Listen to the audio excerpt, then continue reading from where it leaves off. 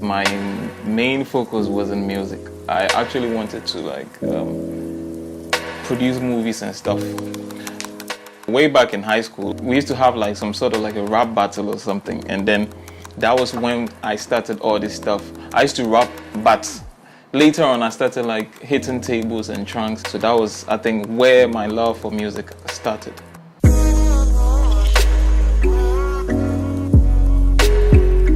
So I think the first time was mostly I followed my mom to church, and I remember like coming back from church, she would be singing songs and I'll just be humming.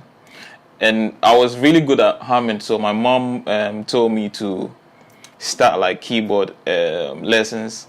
So I remember telling my a man at church who plays a church organ or keyboard, I told him to teach me. So he wasn't getting the time, so I just like bought a keyboard and then started playing in tune to songs that I knew. So when the songs are playing, I just play along. That was how I learned the keyboard. And then later on, a friend introduced me to Fruity Loops.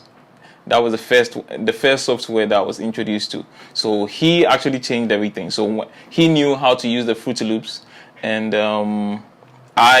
I'm the one that plays the keyboard. He wasn't too good with the keys, and so when he makes the drums, I make the piano, and then while I was doing that, I'm actually able to like see what he's doing, and that was like how I was able to like pick the beat stuff. So I started with Fruity Loops, but right now I don't use Fruity Loops anymore. I use it like partly or whenever I want to do something quick. That's my go-to software that I use, but my main software currently is between Studio One and Ableton. But then I use Studio One, Ableton, Logic, and then Machine. So I'll say 4, and then Fruity Loops will be 5. Like that will be optional.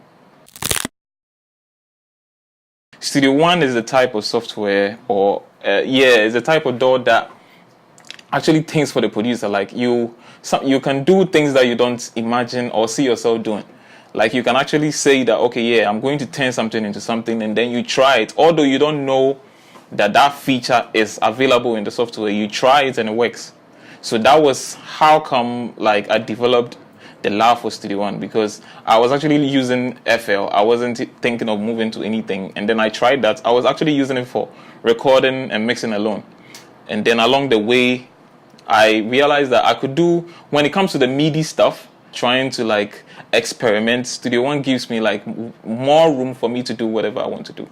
And Ableton as well. Ableton also, the ability for me to actually, with Ableton, I can actually copy time, and that's not even available in any of the softwares, and that makes it like easy for me to like flow along whilst I work.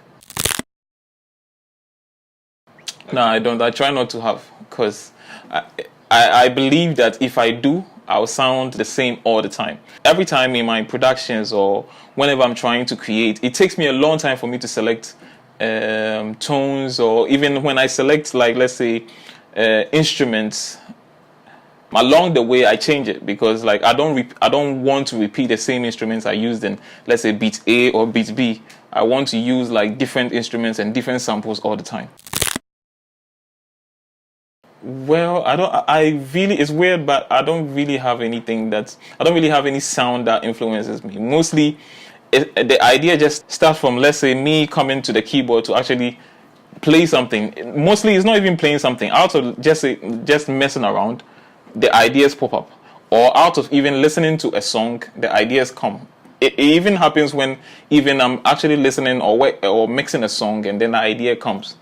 Sometimes I'm actually creating a beat, and whilst creating the beat, I get another idea in the beat, and I'll say that one beat started like, I have beats where I have just a beat that I at the end of the day, when I finished, I made like 4 or 5 beats out of them, based on like that one. I can say that I was so much into it, so that beat actually generated different ideas. So yeah, so sometimes different things work for me all the time, not just a particular thing. I like to experiment. So me, mostly I don't center myself like listening to one type of song. because when I remember that I used to do that, and then I ended up doing that same thing over and over again. So I had to like figure out for myself, and then I knew like I just wanted to set myself apart. So I started listening to songs from different people, being world music, hip hop, R&B, because my main focus when I started producing was to produce only R&B songs. And then I think my boys changed that about me. Most of the boys that came to me were all hip hop and stuff. So people knew me to be producing hip hop stuff. But along the way, my love for R&B was at 100% more than all of them. Yeah, the other songs that I started producing were like optional, but yeah, I didn't want to also center myself producing this just one type of like song genre or something. Yeah, I would say a year or two. Yeah, because I already knew the type of sounds that I wanted to produce, and I'm actually good with the ear, because when I hear something, I'm actually able to create from scratch. Mostly everything that I learned is by ear, because like with me learning how to play the keyboard was by ear, and I would say it took like 2 years, but yeah, that was like the range. When you hear a good beat, you can tell by how it's arranged, how it's mixed, and the choice of instruments and all that stuff. That's what I see a good beat to be.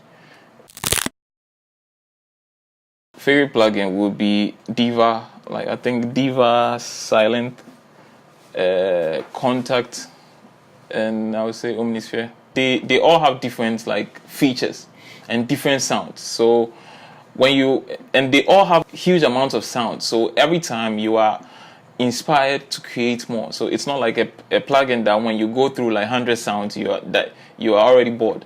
It's like these are plugins that do have like almost like 1,000 presets that you can actually go in, create yours, and then pick from here, pick from there, merge. And even in Studio One, there is this feature where I can actually merge 2 plugins together. And then I know it's actually possible in other programs, but in Studio One I can do the same thing there, and that's also an inspiration for me. When I get creative block, it's because I'm putting too much pressure on myself to actually create something. So when that happens, I just close the project and walk around, and then come back to the project, because when you do that, it actually brings a lot of ideas. But then when you are still stuck trying to figure out what the beat is, that becomes a burden on you, and it doesn't make you create. So me, how I try to get out of it is I put the same sounds on my laptop and take it out, and then maybe I can sit somewhere, and then ideas will pop up, and then I'll complete it, or I'll work on something else and then come back to it, and that's how it works for me.